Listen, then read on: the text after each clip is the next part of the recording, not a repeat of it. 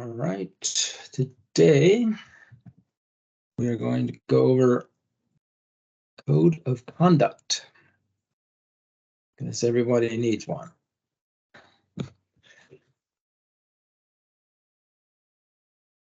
So the task is to develop and implement a code of business conduct for the supply management function.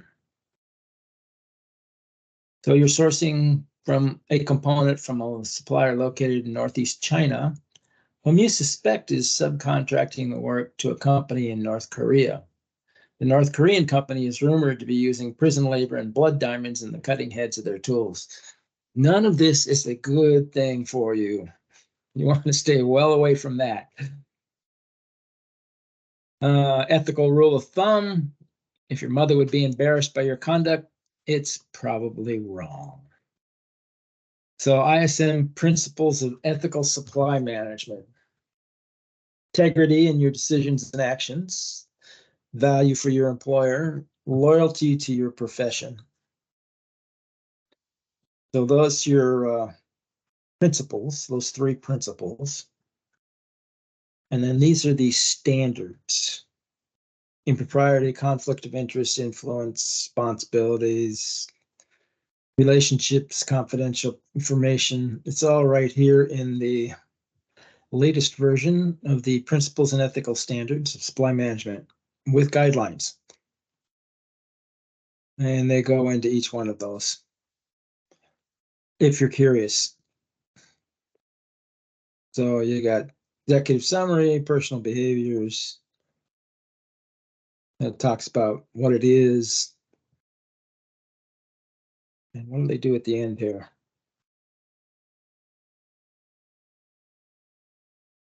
No, they just have acknowledgements, nothing exciting. Okay. So that's the ethical standards from ISM.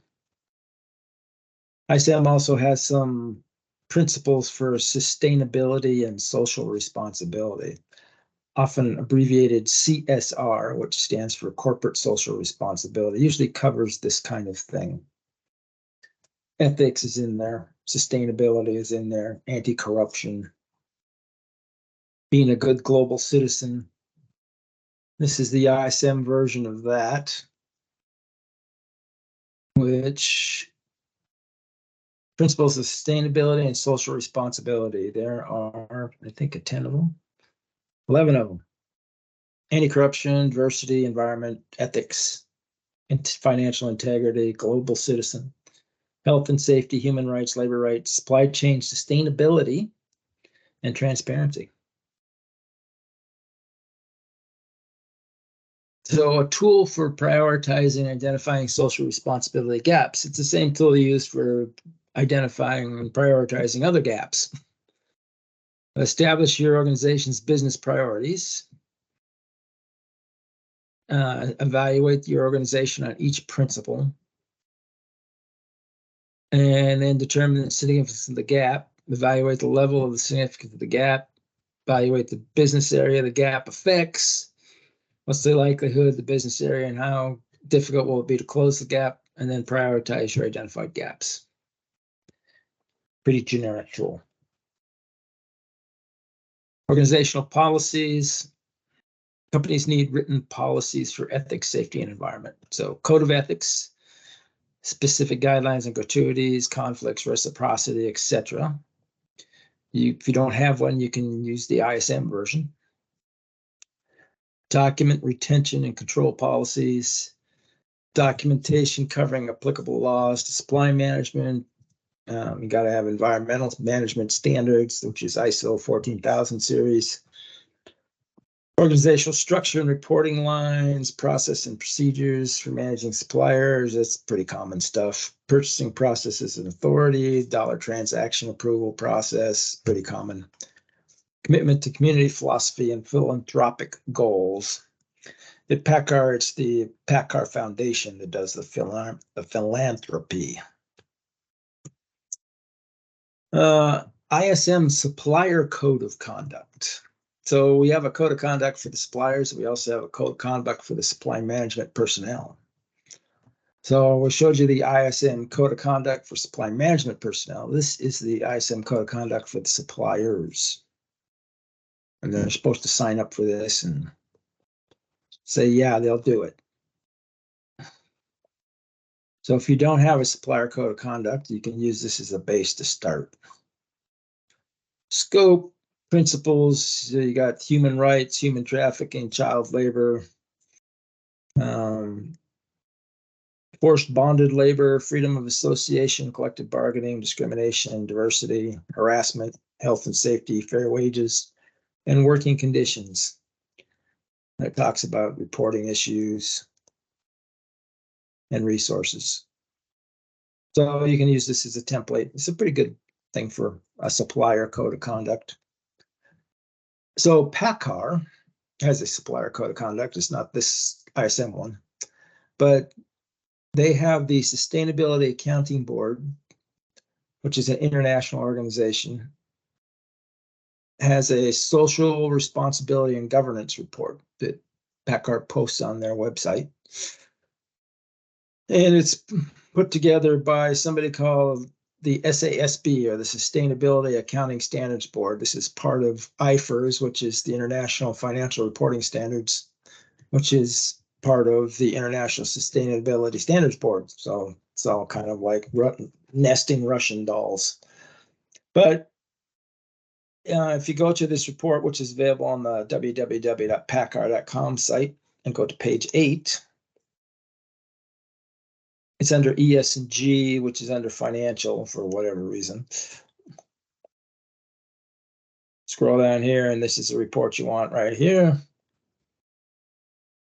And page 8 provides customers with high quality trucks. And it talks about PACCAR challenges all suppliers to improve fuel efficiency, cutting edge technology, active collaboration with the top 100 suppliers. And there it says we screen our top 100 suppliers using the ISSB standards. And then it gives you some data here from screening. I'm not really sure who's doing the screening. It's not supply management, somebody else. But that's one thing that we have for supplier standards. So PACCAR also has a code of conduct for these suppliers that's written out. And it's found in our PACCAR code of conduct. Got to go to page 19. And it's under dealers, suppliers, and other partners.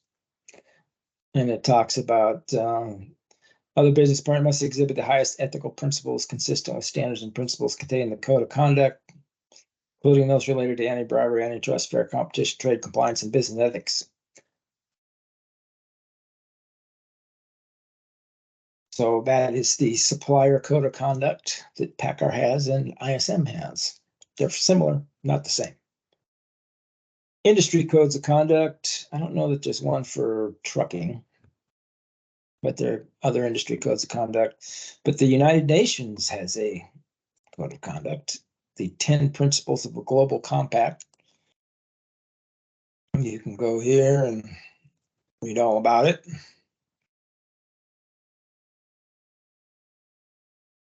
But there are 4 main areas: human rights, labor standards, the environment, and anti-corruption. Communication training. Companies need to communicate and provide training in the principles, values, goals, and ethical standards. So we have, I think it's every 2 years, we have to get training on the PACCAR Code of Conduct. And ISO standards no longer permit just the statement of objectives. They must be implemented and tracked. So this is why we have to go through the little screens and answer the questions when we do our Code of Conduct training.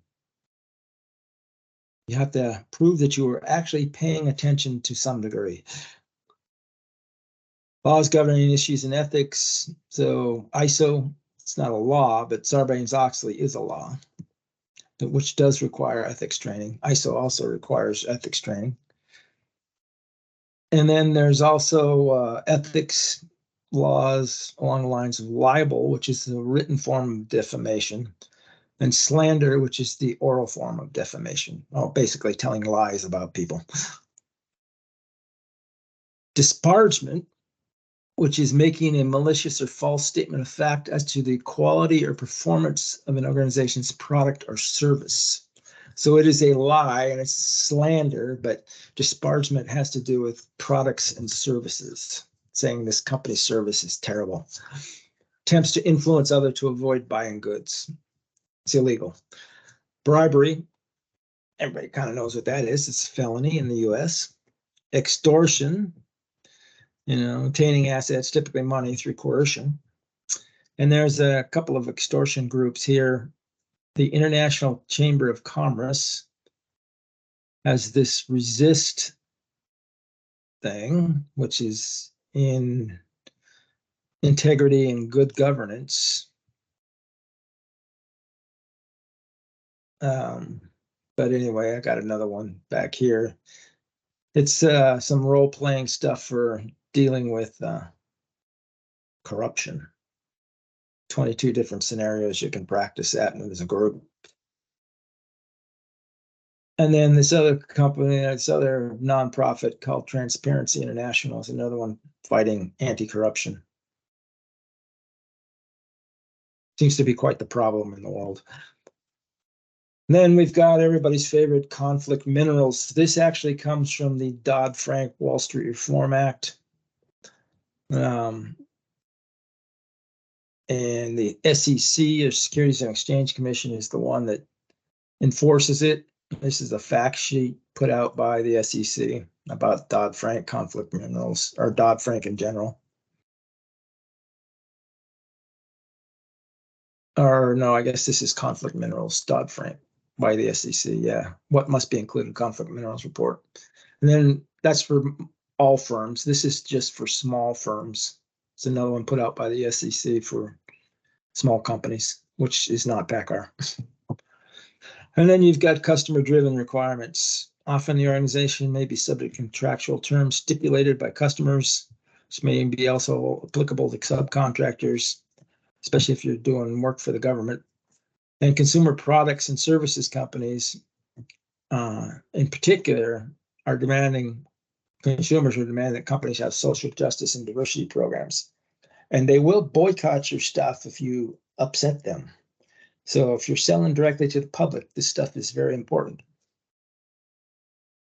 And then the PACCAR Code of Business Conduct can be found, at the PACCAR compliance site. And it's got to be adhered to by all employees, particularly purchasing. And you got a few different languages here. And this is the same one that's got the supplier code of conduct in it, but it covers fundamentals, commitment to integrity, honest and ethical business practices, all this good stuff that your mother taught you. Financial integrity, global trade compliance. There's a lot of good stuff in here, and this is what we get tested on every 2 years or so. All right.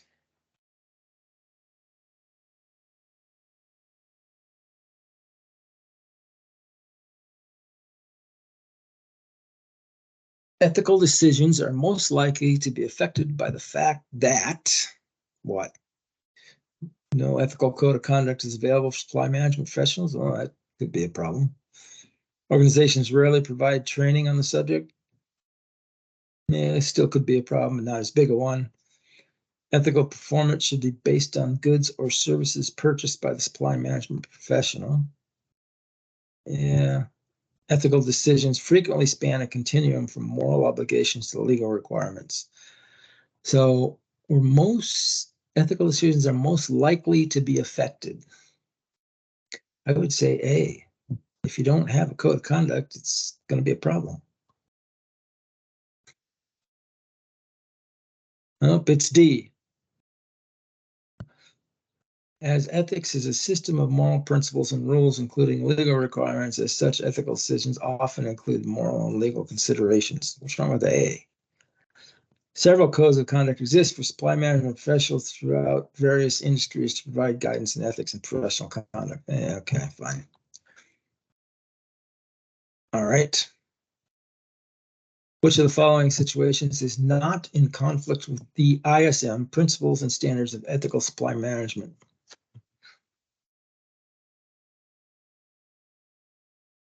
I think we have conduct there on the end, but discussing an order winning criteria with unsuccessful businesses. I think that's okay. Purchasing cleaning supplies from your part-time home product sales business, that's a problem. Buying it from a customer at uncompetitive prices. Installing company software on your home computer. Oh, we're looking for a not. So that's a bad one. That's a bad one. That's a bad one. Got to be A.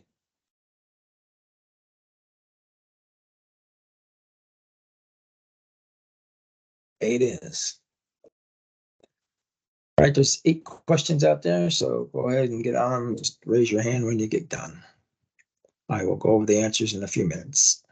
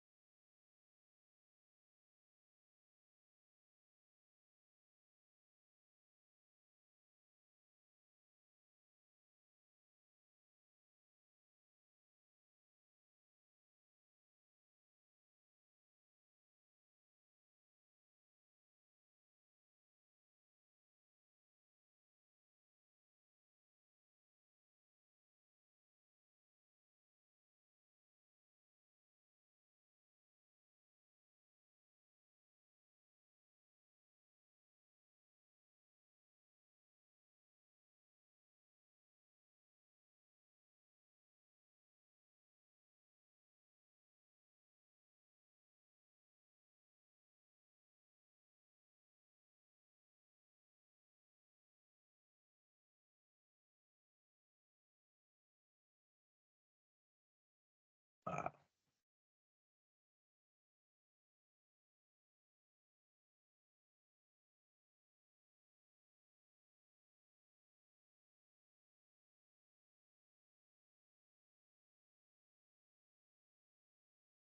all right, let's go over some answers here.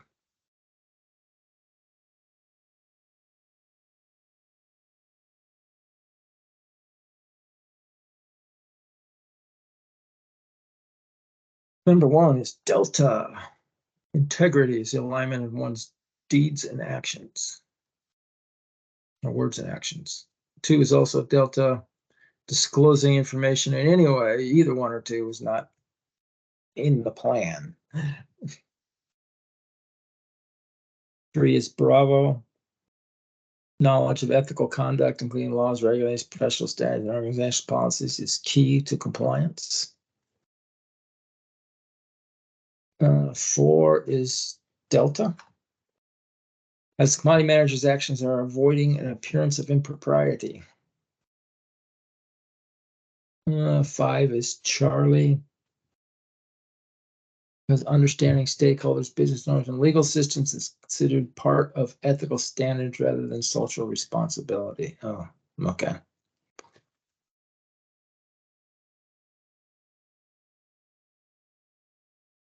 And 6 is Charlie. Community is not part of the ISM principles of social responsibility. 8 is Alpha. Oh, no, I'm sorry. 6 is Charlie, which is health. Community A, ethics B, and safety are all part of ISM principles of social responsibility. And 8 is Alpha. Discussing order winning criteria of unsuccessful bidders is not a violation, and that's the same question we had before.